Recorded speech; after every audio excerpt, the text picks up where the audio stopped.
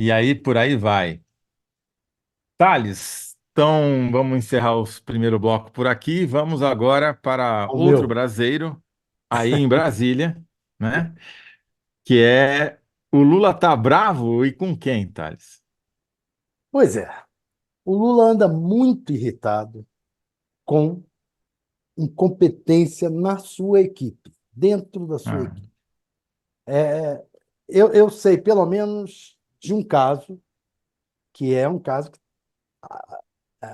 é o que o Lula chama de a maior burrada que ele viu na sua equipe, no seu governo.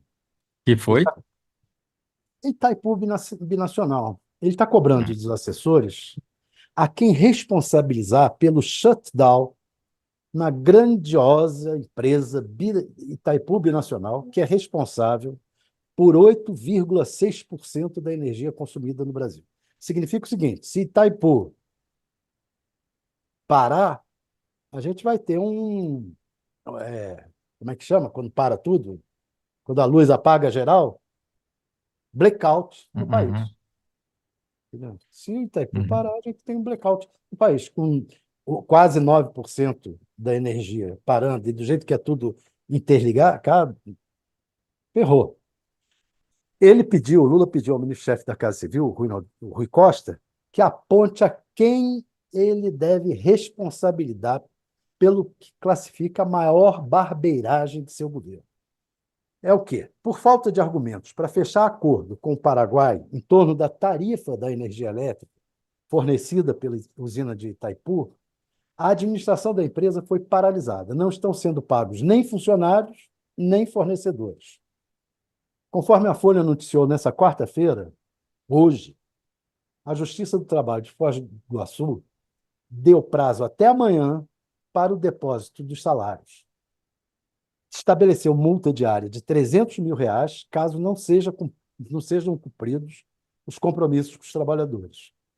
E o problema, Toledo, não é falta de dinheiro. A usina binacional tem uma receita gigantesca, supera os 2 bilhões de dólares, cerca de 9,7 bilhões de reais ao ano.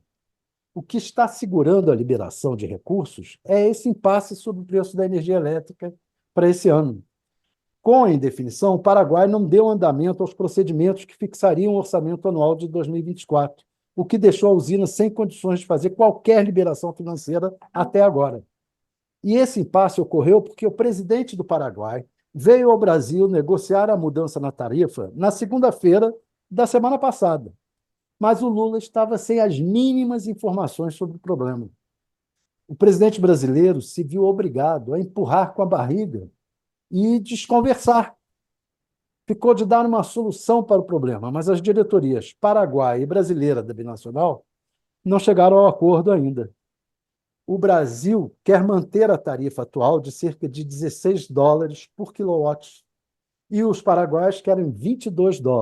A diferença é grande. Só para entender, quer dizer, como o Paraguai não consome, eles são sócio meio a meio, os dois países, Isso, na Itaipu, certo? Só que o certo. Paraguai não consome toda a energia Não da consegue. metade dele e revende essa energia para o Brasil por esse preço que você falou aí, US$ 16, que eles querem subir, porque terminou, depois de 50 anos, finalmente, a dívida da construção da Exatamente. usina, né? Exatamente. Pois é. Agora não vai restar o Brasil, acossado pela justiça e pelos funcionários, a ceder o máximo possível para poder sair desse shutdown. O Quer Lula dizer, os paraguaios deram um checkmate no Brasil. é um checkmate. É um checkmate. Eu não sei, o Lula não sabe como sair disso, não sabe a quem responsabilizar, porque alguém, porra, vem cá. E a Casa Civil está dizendo, não, isso é problema do Itamaraty, ele não nos informou direito, a área econômica, tal, a área econômica está dizendo, pô, isso aí a Casa Civil é que devia ter articulado, né? E aí o Lula disse, vem cá, eu quero saber quem é que vai ser responsabilizado. Não Uhum. sabe, nem isso se sabe.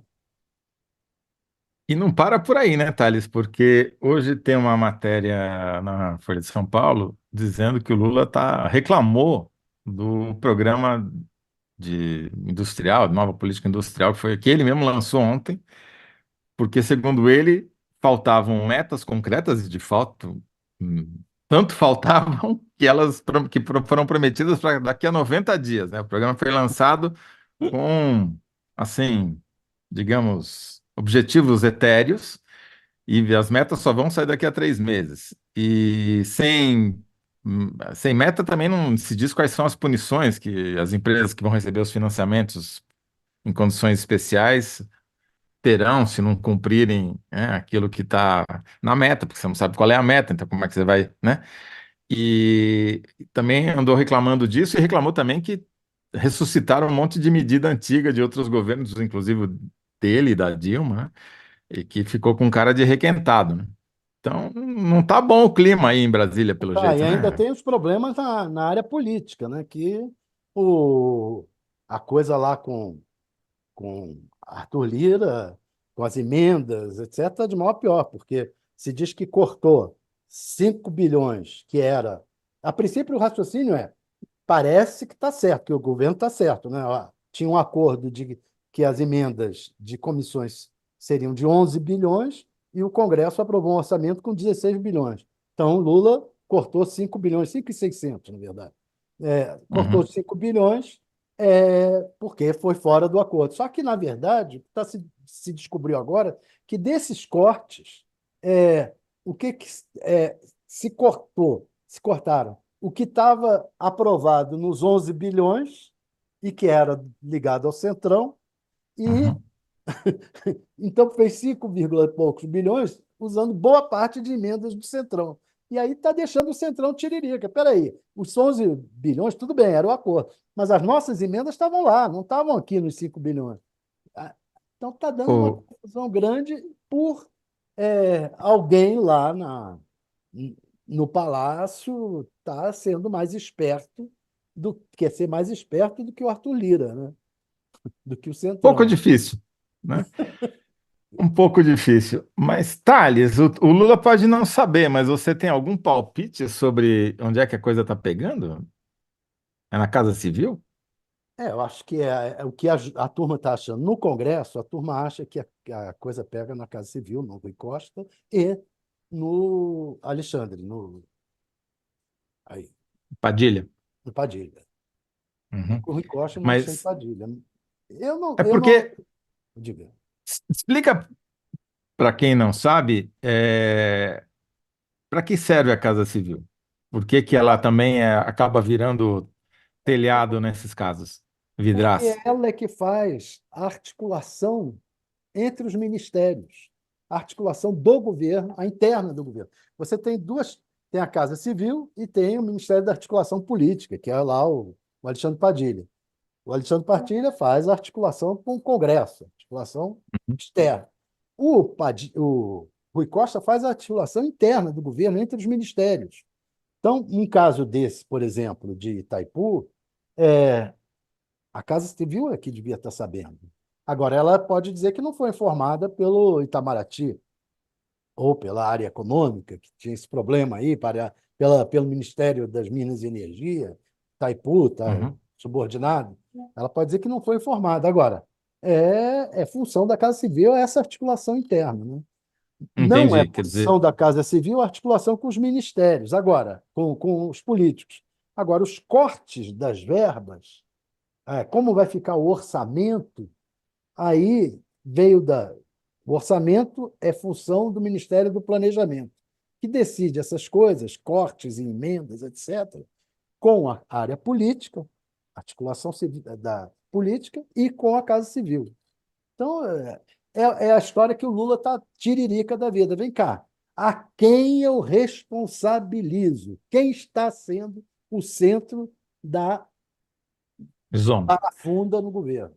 Uhum. Agora, isso você acha que pode se refletir na eventual reforma ministerial tão decantada e nunca feita? Não, não, não tá, o clima não está para reforma ministerial agora, não. Agora, é, a não ser que haja uma debacle lá com o Congresso. Não sei se vai haver essa debacle. Acho que não. Ainda acho que não. Ainda acho que dá para dar um jeito. Vai entrar. Está entrando agora o Haddad nessa história, vão decidir lá quais são as emendas, vão refazer as emendas dos, do Centrão, que estavam nos 11 bilhões, aí acalma um Uhum. pouco, você tira o bode da sala, pode ser que a coisa ajeite, até porque o Arthur Lira vai ter, esse ano, ele vai precisar do governo. A partir do segundo semestre, a eleição do sucessor dele corre solta. E ele vai precisar do governo. Então é possível que a coisa acabe se ajeitando. Tem que Entendi. esperar para ver como começa o Congresso agora em fevereiro. Daqui a uma semana, né? Sim. Havia já, desde o ano passado, queixas em vários prédios, digamos assim, da esplanada dos ministérios contra a Casa Civil, pelo estilo do Rui Costa. Como é que anda essa questão aí? Conta um pouquinho para a gente quem é Então, Rui Costa, qual que é o estilo dele, como é que ele opera, por que que está Rui dando Costa esse... é muito duro, ele não parece baiano, entendeu? É muito duro, é um cara duro, impressionante, né?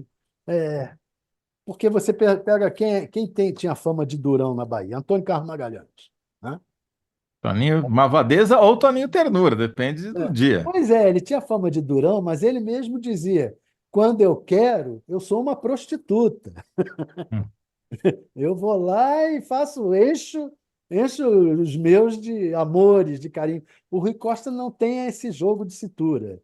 Ele é duro, duro. O tratamento dele é duro, ele é antipático, ele trata com rigidez. Ele não tem o jogo de cintura, é estranho, porque ele foi um governador exitoso na Bahia, tanto que elegeu o sucessor.